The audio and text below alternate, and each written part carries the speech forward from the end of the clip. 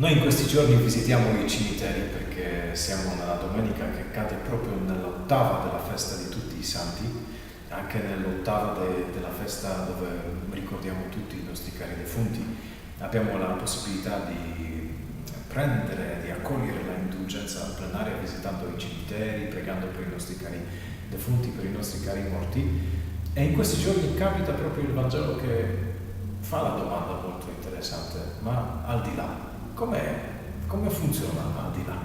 Con questa domanda vengono a Gesù i Sadducei, e come dice l'Evangelista, quelli che non credono nella risurrezione, fanno una domandina partendo dalla legge di Israele, che diceva una cosa molto curiosa. Diceva così, che se c'è un uomo che ha una moglie, cerchiamo di dipingerla qui con una specie di gognina, così si saprà che questa è la moglie, molto contenta, eccoci, molto contenta. Se c'è la moglie, e se muore questo fratello, lei non può rimanere sola, deve sposarla un altro, il suo fratello. Questa era la legge. Allora vengono i Sadducei da Gesù e raccontano una storia di una famiglia molto molto interessante, perché si è sposato uno dei fratelli con una ragazza. Che è successo? È successo così che è morto lui. Allora la doveva sposare l'altro fratello. E poi è morto pure lui. E poi l'ha sposata ancora un altro fratello. E dicono i Sadducei, è la storia della famiglia dove erano 7 fratelli, ognuno che era sposato con questa signora qua, perché così diceva la legge. Avevamo 5, 1, 2, 3, 4, 5, 6, 7, muoiono uno dopo l'altro. E dicono i Sadducei, ma al di là, nella vita della risurrezione, di chi lei sarà la moglie? E Gesù gli risponde in una maniera molto interessante, non dice del primo, del settimo, dell'ottavo, del quarto, del quinto. Dice semplicemente che al di là non si prenderà più moglie, non si prenderà più marito, ma saranno tutti come angeli nel cielo. Che cosa significa questa cosa? Probabilmente che vuole con la risposta un po' smontare il modo sbagliato in cui i Sadducei pensano al di là, pensano alla vita eterna.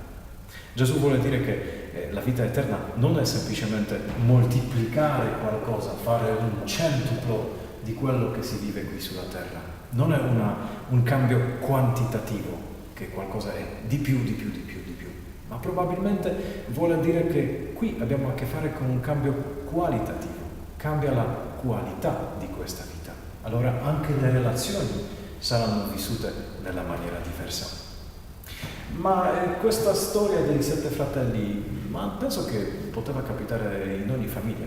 Ad esempio, il mio nonno aveva la moglie si chiamava Elena, morta subito dopo, quando ha partorito mia madre, 2 o 3 anni dopo. Io comunque non conosco più nonna Elena, conosco la seconda moglie di mio nonno, nonna Maria. Adesso nonno morta nonna Elena, quindi posso immaginare che stanno ambedue in cielo, però qui sulla terra è rimasta ancora viva la nonna Maria. Deve essere gelosa che nonno Franciszek sta parlando là con la sua prima moglie? Non lo so. Se penso nella maniera dei Sadducei, mi ribellerei alla vita eterna e alla risurrezione. Se invece ascolto un po' Gesù e penso che le relazioni nell'aldilà, nella vita eterna, cambiano, ma non quantitativamente, ma qualitativamente, cioè veramente entriamo nel luogo dove è possibile amore, dove cade tutto il male e rimane soltanto il bene, allora posso pensare che nonna Maria starà pure tranquilla quando incontrerà lassù la prima moglie di mio nonno. Forse sarà possibile, e credo che sarà possibile, che le relazioni tra di loro saranno così belle che saranno prive di ogni gelosia, di ogni rivalità, di ogni possessività.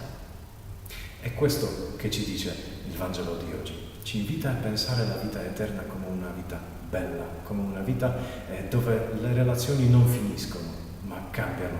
dove non è semplicemente un plus, un moltiplicare di quello che viviamo qui, ma prima di tutto un cadere di tutto il male, di cadere di tutte le sofferenze, di eliminazione di tutto quello che non è bello, e invece il passaggio verso il mondo dove è bellezza, dove c'è amore, dove c'è la forza, dove c'è la gioia di stare insieme. Perché guardando il volto del Padre che ci insegna che l'amore è possibile.